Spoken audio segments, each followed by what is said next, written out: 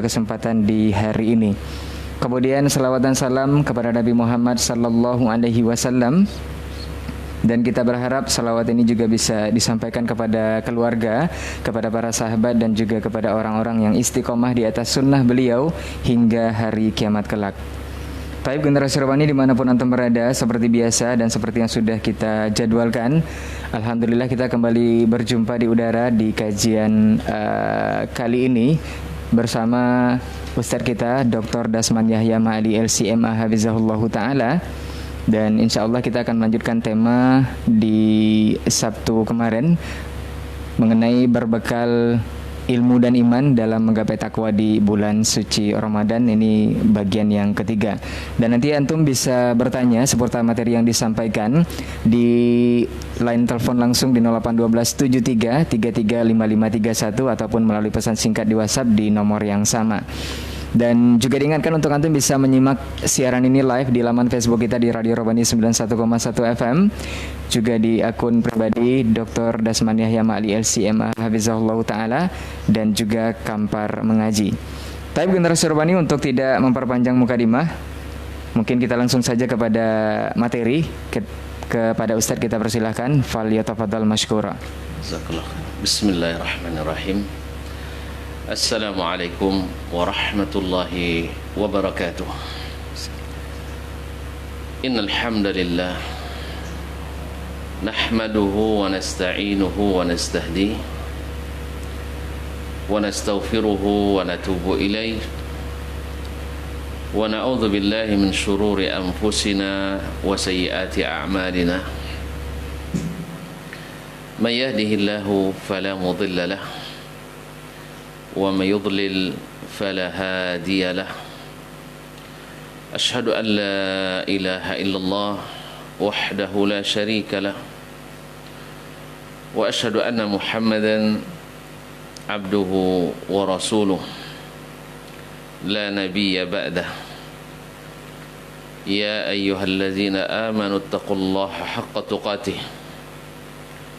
ولا تموتن إلا وأنتم مسلمون.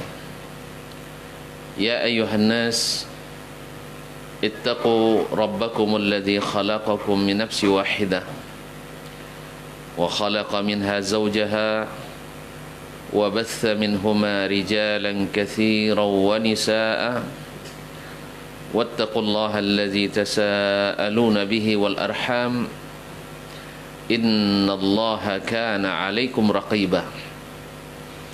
يا أيها الذين آمنوا اتقوا الله وقولوا قولا سديدا يصلح لكم أعمالكم ويغفر لكم ذنوبكم ومن يطع الله ورسوله فقد فاز فوزا عظيما. أما بعد فإن أصدق الحديث كتاب الله وخير الهدى هدى محمد صلى الله عليه وسلم وشر الأمور محدثاتها وكل محدثة بدعة وكل بدعة ضلالة. معاشر المسلمين معاشر المسلمات من الآباء والأمهات والإخوان والأخوات والبنين والبنات المشاهدين والمشاهدات والمستمعين والمستمعات رحمني الله وإياكم. Alhamdulillah adalah kalimat terindah yang sangat dicintai oleh Allah Subhanahu wa ta'ala. Kalimat yang dia khususkan untuk dirinya. Dengannya dimulai surat yang paling diutamakannya. Alhamdulillahi Rabbil Alamin. Karena Allah Subhanahu wa ta'ala yang patut dipuji, Dia yang berhak disanjung, karena semua nikmat, rahmat dan karunia seluruh kehidupan kita bersandar kepadanya. dan mengucapkan alhamdulillah adalah tanda syukur kita, dan Allah menerima itu dari kita, yang diiringi dengan pengakuan yang mendalam dalam hati kita,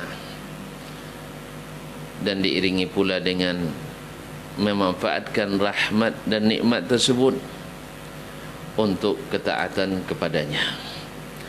Mudah-mudahan pada petang yang berbahagia ini, mudah-mudahan di waktu yang mustajab ini, kita memohon kepada Allah Subhanahu wa taala untuk menerima semua kebaikan kita dan menghapuskan segala salah dan dosa kita. Ma'asyiral muslimin, ma'asyiral muslimat, rahimanillah wa iyyakum. Salawat dan salam semoga senantiasa tersampaikan, terucapkan oleh kita dalam setiap majlis kita, supaya Allah Subhanahu wa taala memberikan salawat pula kepada kita, dan itu adalah berupa ampunan, berupa rahmat dan kasih sayang Allah untuk kita. Mudah-mudahan majlis ini menghasilkan kebaikan, pahala yang menggembirakan, karena tujuannya adalah fadzakir fa inna dzikra wa dzakir fa inna dzikra tanfa'ul mu'minin. Maka berilah peringatan, karena sesungguhnya peringatan itu bermanfaat bagi orang-orang yang beriman. Ma'asyiral muslimin, ma'asyiral muslimat, para pendengar Radio Rabbani dan yang menyaksikan melalui live streaming,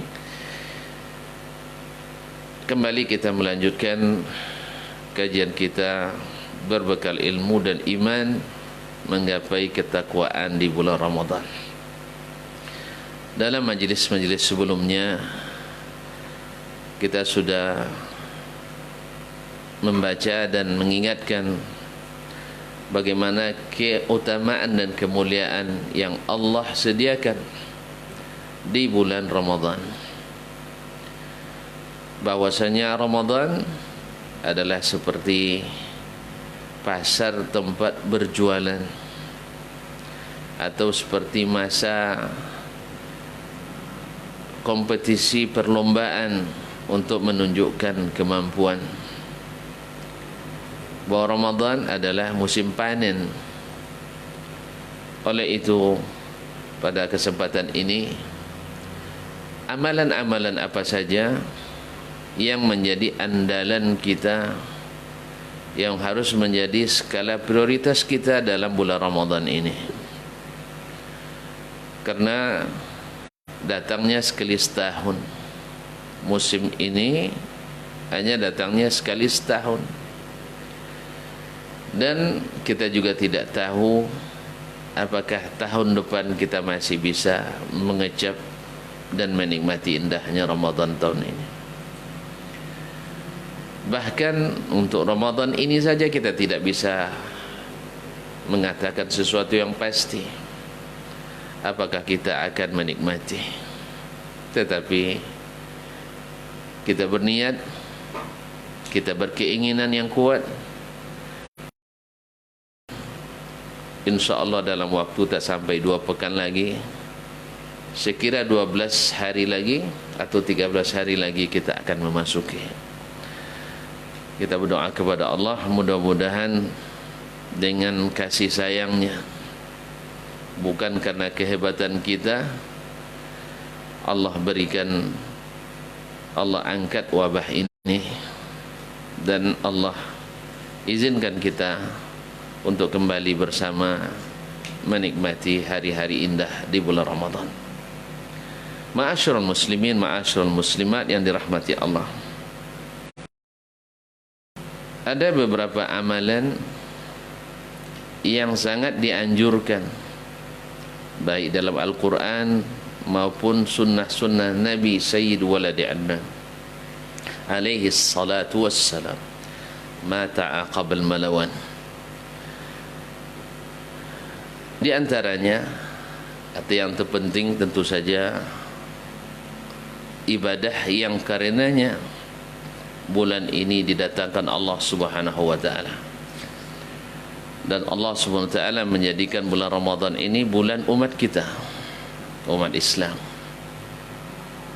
dan dikhususkan untuk umat Islam. Dan amalan andalan pertama adalah puasa wajib sebulan penuh.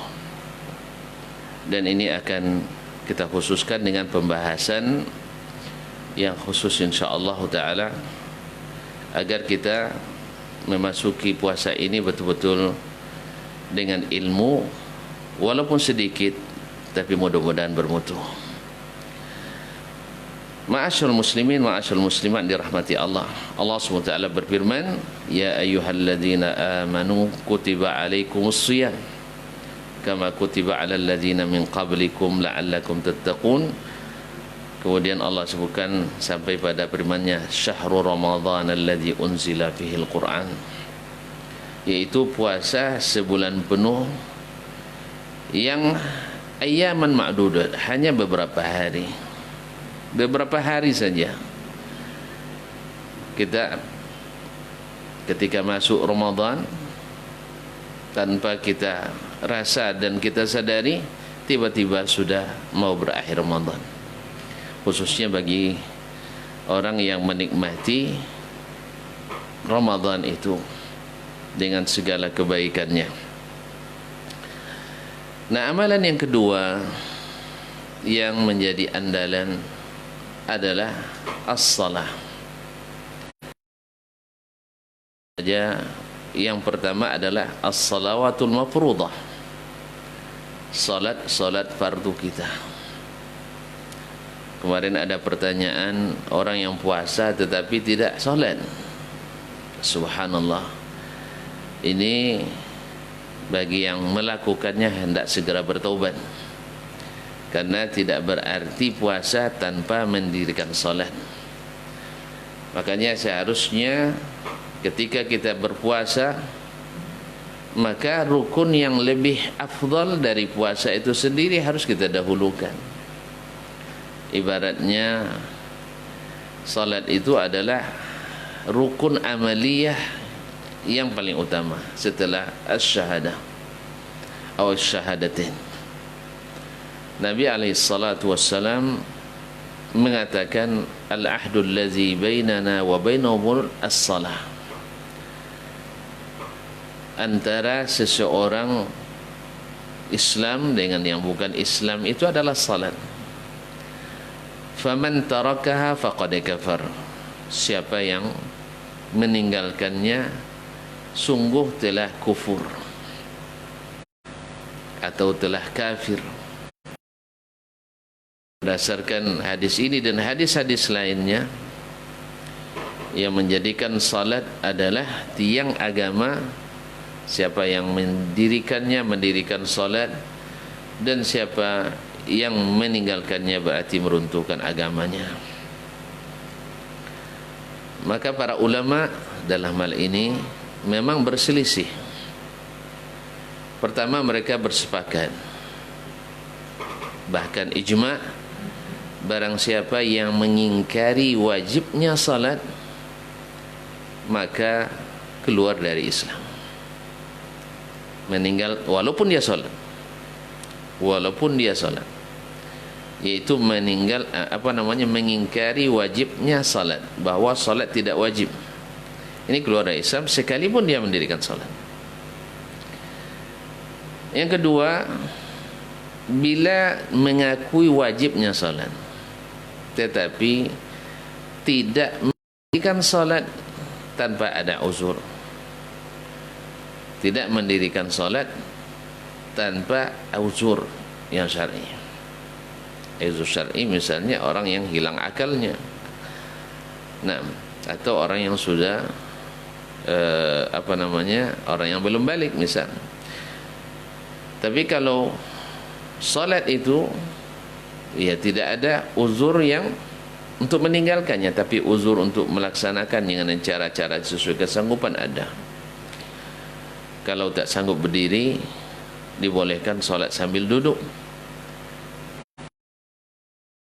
boleh sambil berbaring. Tak sanggup berbaring, boleh dengan menggerakkan anggota badan yang bisa digerak, kalau tidak dengan kedipan mata.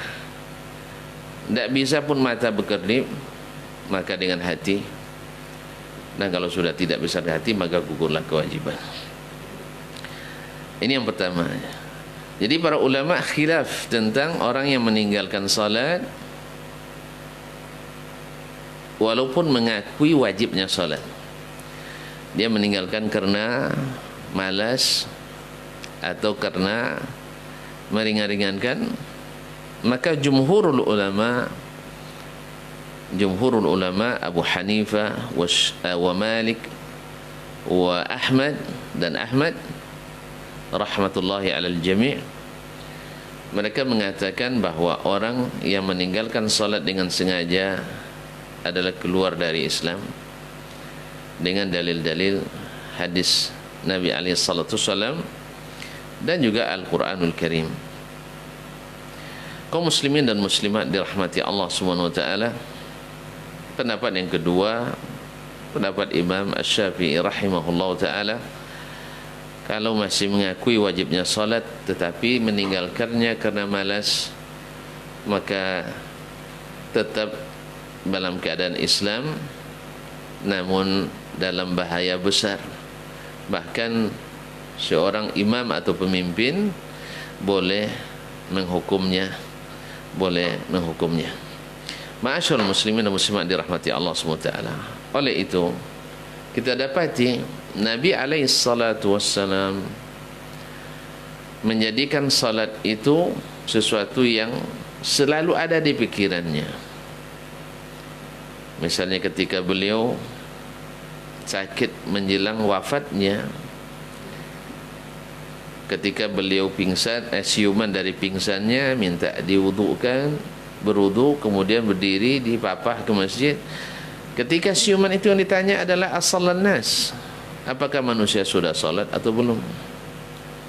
Ketika dijawab la ya Rasulullah innahum yantazirunak, mereka menunggumu ya Rasulullah, maka Rasulullah SAW mencoba berangkat ke masjid, tetapi beliau kembali jatuh dan pingsan sampai 3 kali. Setiap siuman yang ditanyanya adalah salat.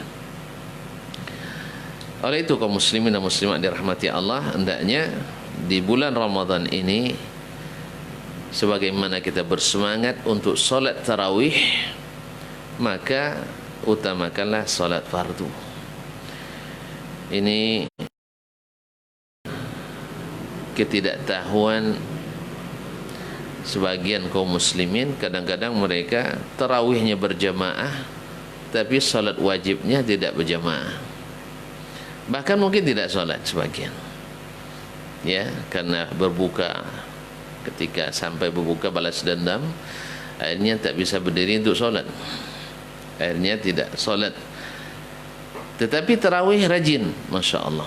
Kaum muslimin dan muslimat dirahmati Allah, merujuk pada pendapat ulama tadi, berdasarkan hadis-hadis Nabi, bahawa tidak berguna salat yang sunat tadi kalau ditinggalkan yang wajib, khususnya bagi pendapat yang mengatakan bahwasanya yang meninggalkan salat dengan sengaja keluar dari Islam. Orang yang tidak Islam walaupun beramal tetap tidak diterima. Dan ini yang dekat kepada dalil, karena dalam hadis yang kita sebutkan kemarin, awwalu ma yuhasabu alaihi al-'abdu yaumal qiyamati as-salah, yang pertama dihisab terhadap seorang hamba itu adalah salatnya.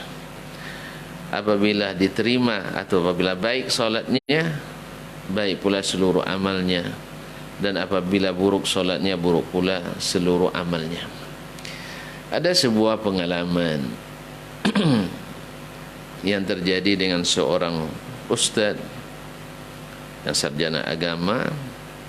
Dia mengatakan ada iskal, problem memahami ayat Allah SWT berfirman, yang ayat ini sering ditulis di mimbar-mimbar di masjid-masjid, wa aqimis salata innas salata tanha 'anil fahsya'i wal munkar. Dirikanlah salat, karena salat itu mencegah perbuatan keji dan mungkar. Lalu dia katakan, saya rajin salat sejak MDA, tetapi tetap saja perbuatan keji dan mungkar susah ditinggalkan. Dan saya sudah masuk berbagai aliran dalam Islam sampai ke puncak pimpinan atau mendekati puncak pimpinan, tapi tetap saja hal tersebut tidak saya dapatkan baik pada diri sendiri maupun pada orang-orang yang saya kenali. Solatnya rajin, tapi subhanallah mungkarnya tetap berjalan. Bertanya dengan banyak ustaz, rata-rata menjawab latih menjadi atau latih menghindari kemungkaran. Tapi tidak masuk juga. Kenapa? Karena Allah tidak menyebut latihan lagi. Langsung dirikan solat, karena solat mencegah perbuatan keji dan mungkar. Maka ketika bertanya dengan salah seorang ustaz yang mengetahui atau senantiasa mendakwahkan supaya salat sesuai salat Nabi alaihi salatu wassalam, maka dikatakan barangkali salat bapak atau bapak belum benar, mendengar salatnya belum benar, tentu dia marah karena kita mempantang disalahkan. Apalagi kita sebagai ustaz. Ustaz jangan macam-macam. Saya sudah salat sejak MDA, tidak pernah tinggal, tidak ada yang pernah menyalahkan salat saya. Dijawab oleh ustaz yang bersangkutan bahwasanya mungkin solat mereka seperti solat bapak juga. Ya, kalau sama gimana mau nyalahkan? Lalu dia tanyakan apa barometernya, apa timbangannya sehingga saya tahu di mana kekeliruan solat saya. Maka dinasihati untuk membaca hadis-hadis Nabi SAW yang sahih tentang salat dan ikuti itu. Alhamdulillah, setelah dia mempelajari dan mengikuti semua yang dalam hadis Nabi SAW, maka seperti kata beliau langsung kepada saya, baru sejak saat itu saya menikmati. Pertama, menikmati indahnya solat. Yang kedua, menikmati mudahnya meninggalkan kemaksiatan. Ma'asyarul muslimin, ma'asyarul muslimat yang dirahmati Allah. Ini yang kedua, itu solat kita. Nah, di samping solat wajib, maka dianjurkan yaitu salat malam. Dalam hadis yang disepakati oleh Al-Bukhari dan Muslim sahihnya, man qama ramadhana imanan wa ihtisaban ghufira lahu ma taqaddama min dhanbih. Siapa yang qiyam Ramadan, dalam riwayat lain siyam Ramadan, dua-duanya sahih dari Nabi SAW, siyam dan qiyam. Karena dua-dua amalan ini sabit dari Nabi SAW. Siapa yang qiyam Ramadan, nah, maka diampuni dengan iman, yaitu dengan keyakinan akan janji-janji Allah, keyakinan yang penuh akan apa yang disampaikan oleh Rasulullah SAW tentang apa amalan yang diamalkan di Ramadan, wahtisaban, dan mengharapkan pahalanya, ghufira lahu ma taqaddama min dzambih, diampuni dosa-dosanya yang telah lalu. Kaum muslimin dan muslimat yang dirahmati Allah Subhanahu wa taala, Nabi kita alaihi salatu wassalam bukan hanya sekedar menganjurkan, tetapi beliau adalah pelaksana langsung. Oleh itu Nabi menyebutkan, memberikan motivasi dan semangat kepada kita untuk qiyamu Ramadan, yaitu melaksanakan qiyam salat malam di bulan Ramadan.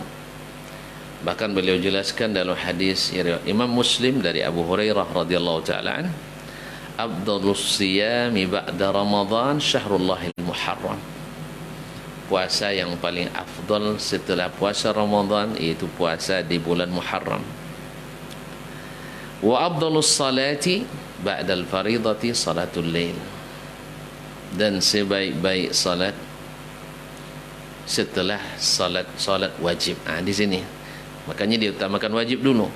Sebaik-baik salat setelah salat wajib. Berarti salat wajib tidak bisa dibandingkan dengan salat sunat. Makanya kalau ada sebagian yang tidur tidak salat isya dengan alasan supaya bisa tahajud, Ini tidak masuk. Lebih baik antum tak tahajud tapi solat isya dan subuh berjamaah. Apa sebab? Karena siapa yang solat isya berjamaah sama dengan solat setengah malam. Kemudian bila dia sempurnakan dengan solat subuh berjamaah, isya berjamaah, subuh berjamaah, seolah-olah dia solat semalam suntuk. Apalagi kalau benar-benar qiyamul lail. Jadi sebaik-baik salat setelah salat fardu, yaitu qiyam atau salatul lail, yaitu salat di waktu malam.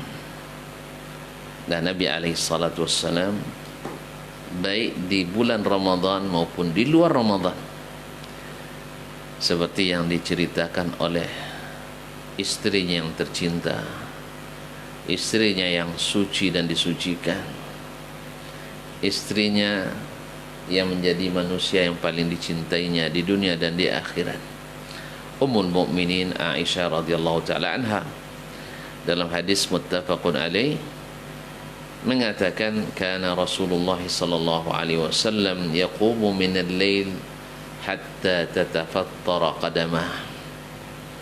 فقلت لما تصنع هذا يا رسول الله وقد غفر لك ما تقدم من ذنبك وما تأخر قال أفلا أكون عبدا شكورا. Rasulullah sallallahu alaihi wasallam biasa qiyamul lail sampai tumit-tumit beliau pecah saking lamanya berdiri. Faqultu, lalu saya kasihan melihat Nabi SAW, kenapa lagi engkau melakukan seperti ini ya Rasulullah, padahal diampuni dosamu telah lalu dan yang akan datang. Subhanallah. Qala afala akunu abdan syakura. Kalau demikian, kenapa aku tidak menjadi hamba yang bersyukur? Ya, semakin diampuni semakin semangat.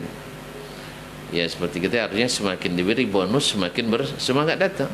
Nah, demikian pula Nabi SAW mengajarkan kita, afala akunu abdan syakura, kenapa aku tidak menjadi hamba yang bersyukur. Nah, dalam rangka memudahkan kita untuk menikmati salat malam, maka Nabi SAW memberikan kelapangan, mencontohkan. Beliau pernah salat di sepertiga malam pertama, di sepertiga malam kedua, dan sepertiga malam terakhir. Dan usul Ramadan, maka dibolehkan atau dianjurkan salat di bagian manapun, sampai-sampai supaya apa? Semua kaum muslimin bisa menikmatinya. Karena kalau seandainya diadakan di sepertiga malam terakhir, mungkin akan menyulitkan dan memberatkan, walaupun itu lebih afdal, seperti kata Umar radhiyallahu taala bahwa lallazi yanamuna anha atau lallati yanamuna anha afdalu mimma yaqumun, bahwa waktu salat yang mereka pada waktu itu tidur, yaitu sepertiga terakhir atau di akhir-akhir malam, lebih baik atau lebih afdal dibanding dengan yang mereka sekarang qiyam di awal malam. Tetapi Allah rahmat kepada kita, maka siapa yang salat tarawih bersama imam, maka jangan sampai meninggalkan imam sebelum selesai. Karena Nabi SAW mengatakan, man shalla ma'al imami hatta yansarif kutiba lahu qiyamul lailah. Siapa yang salat bersama imam sampai selesai, maka dihitung baginya qiyamul lailah, seolah-olah salat semalam suntuk.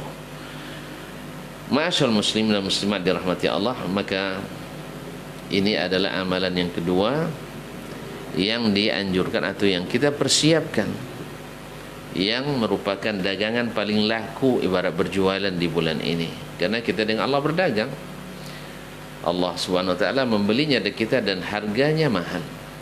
Nah, kaum muslimin dan muslimat dirahmati Allah, tentang berapa rakaat dan bagaimana pelaksanaannya, maka Nabi SAW seperti yang disebutkan oleh Ibunda Aisyah radhiyallahu taala anha juga dalam hadis Muslim, beliau salat di bulan Ramadan dan di luar Ramadan tidak lebih dari 11 rakaat. Dari 11 rakaat. Salat 4 rakaat, yang tanya indah dan panjangnya, dan salat pula kemudian salat pula 4 rakaat, yang tanya panjang dan indahnya, dan kemudian salat 3 rakaat. Ma'asyar muslimin dan muslimat dirahmati Allah SWT. Dan dalam hadis lain dan juga diamalkan oleh para sahabat Rasulullah SAW seperti hadis dalam riwayat Imam Al-Malik dalam Al-Muwatta dengan sanad yang sahih, bahwa mereka juga pernah salat 20, ada yang mengatakan 36, ada yang mengatakan 40 rakaat, dan semua itu dibolehkan berdasarkan umumnya hadis Nabi SAW, salatul laili mathna mathna. Ma'asyar muslimin dan muslimat dirahmati Allah SWT, sekali lagi kita berdoa kepada Allah, mudah-mudahan diberikan Allah SWT kesempatan bagi kita untuk sama-sama mengikuti atau sama-sama menyambut Ramadan ini dalam keadaan sehat walafiat, bebas daripada segala hal yang menghalanginya. Amin ya rabbal alamin. Barangkali sampai di sini dulu. InsyaAllah kita sambung pada pertemuan yang akan datang dengan izin Allah Subhanahu wa taala.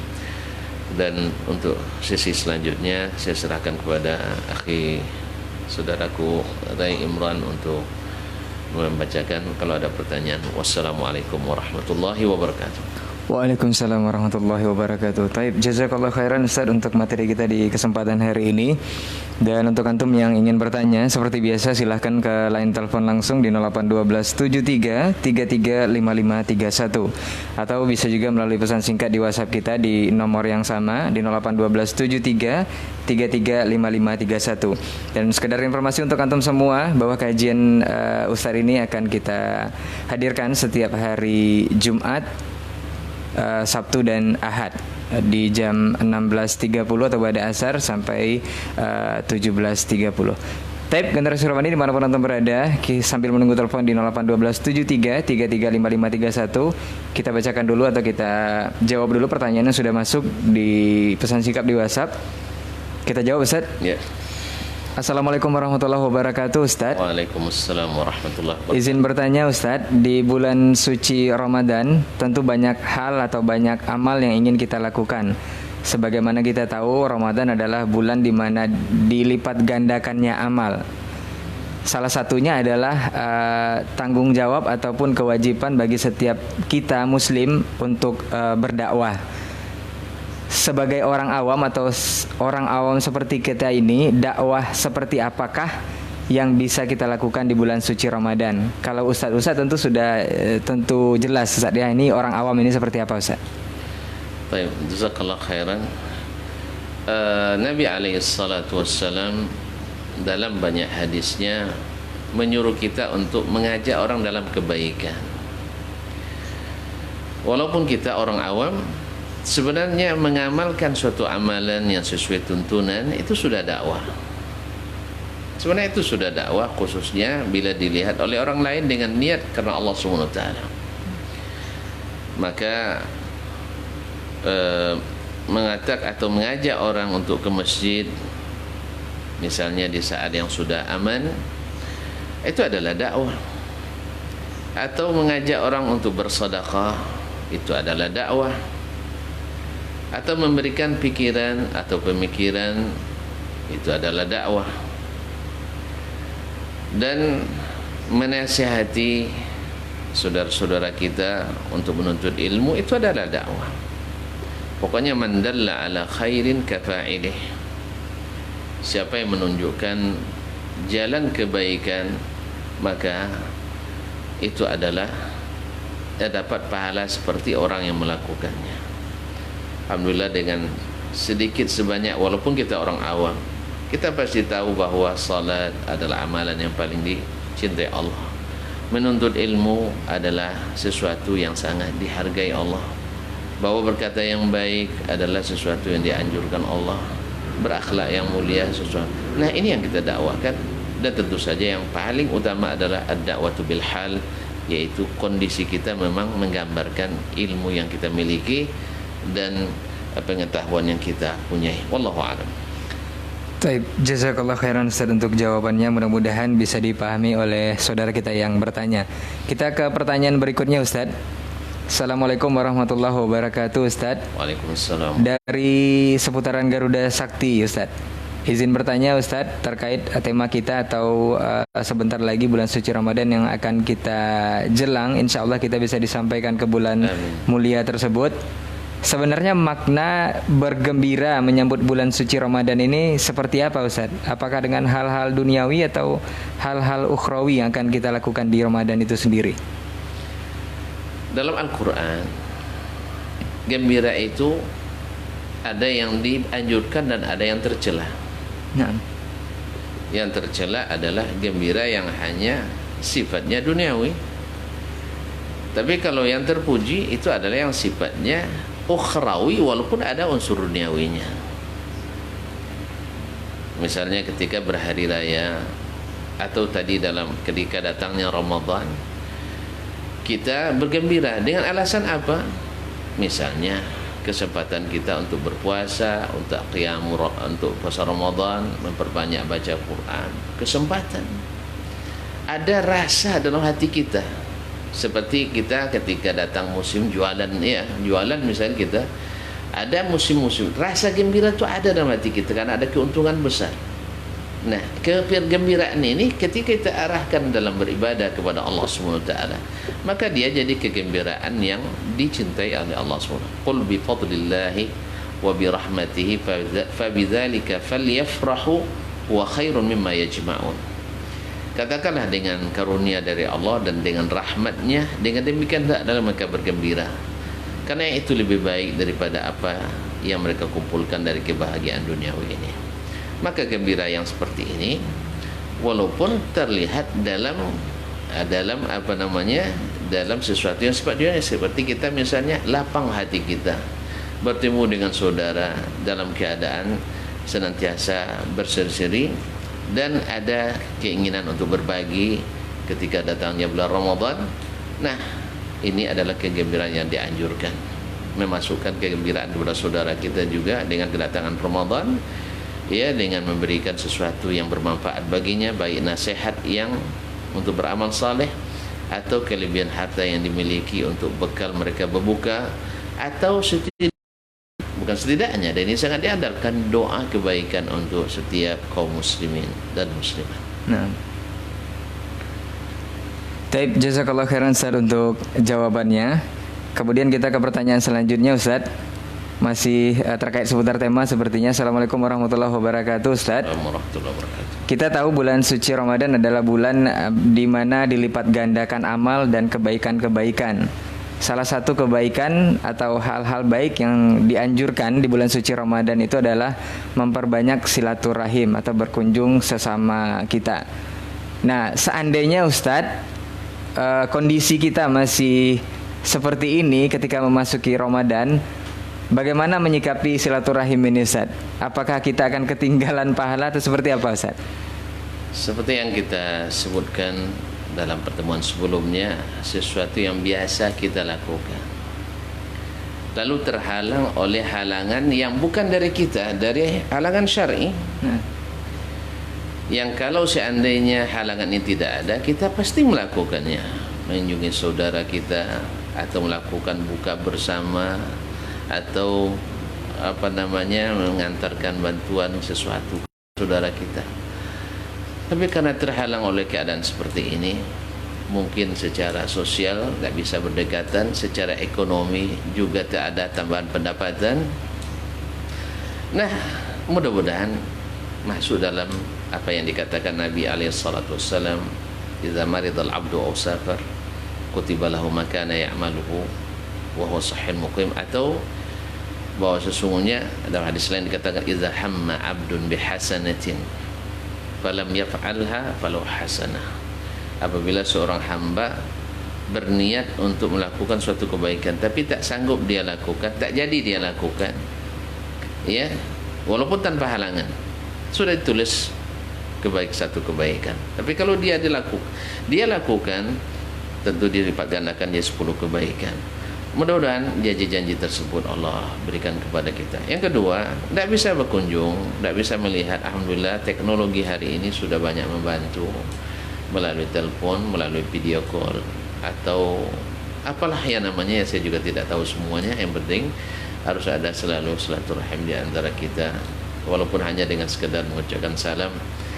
Dan iya, kadang-kadang memang kita dengan media ini walaupun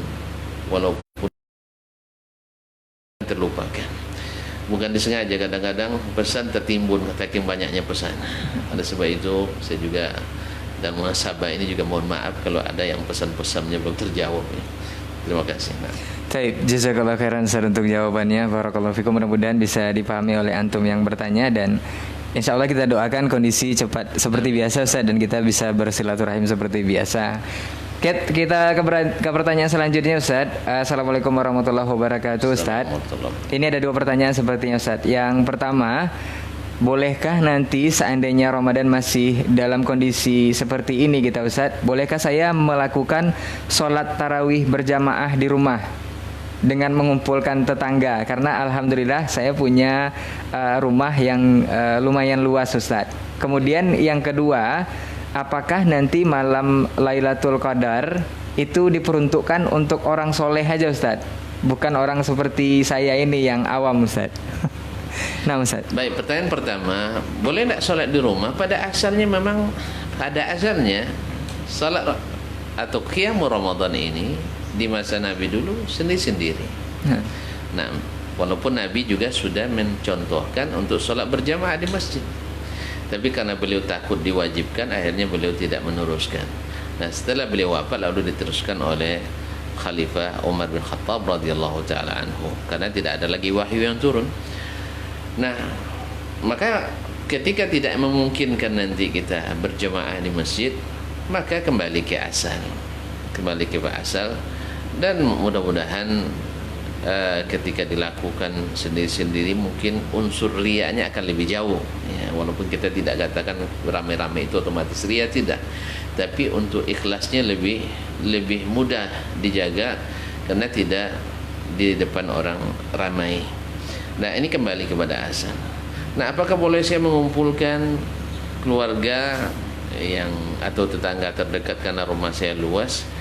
Ini tergantung. Kalau seandainya masih ada pembatasan skala besar seperti yang direncanakan oleh pemerintah daerah kita, apakah boleh kumpul ramai-ramai atau tidak? Nah, kalau seandainya tidak memungkinkan atau dilarang hal tersebut akan menjadi media untuk penyebaran virus ini, maka cukup kita dengan keluarga kita sendiri.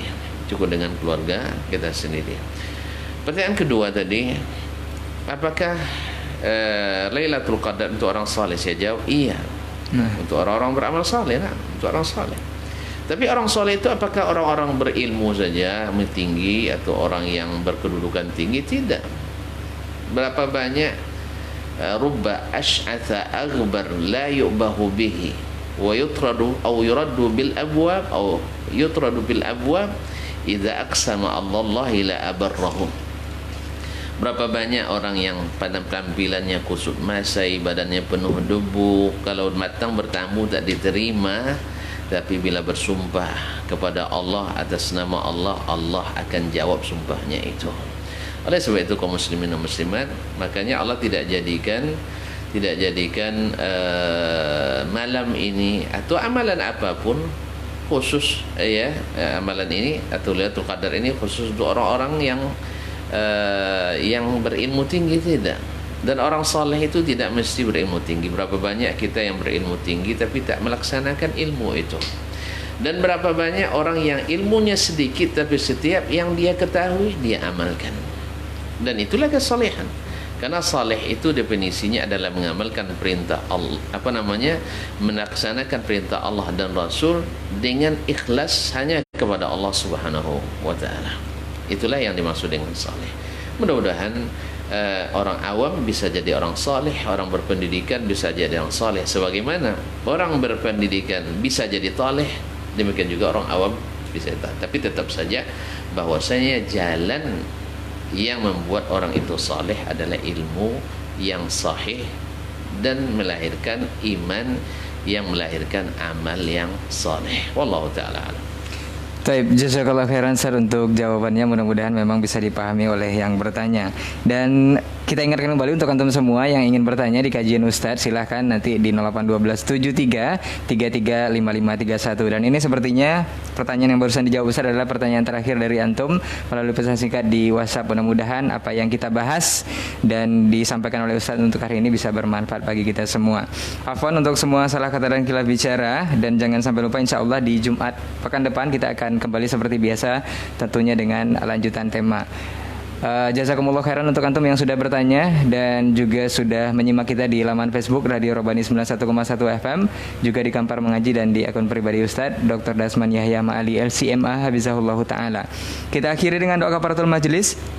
Subhanakallahumma wa bihamdika asyhadu an la ilaha illa anta astaghfiruka wa atubu ilaik. Assalamualaikum warahmatullahi wabarakatuh.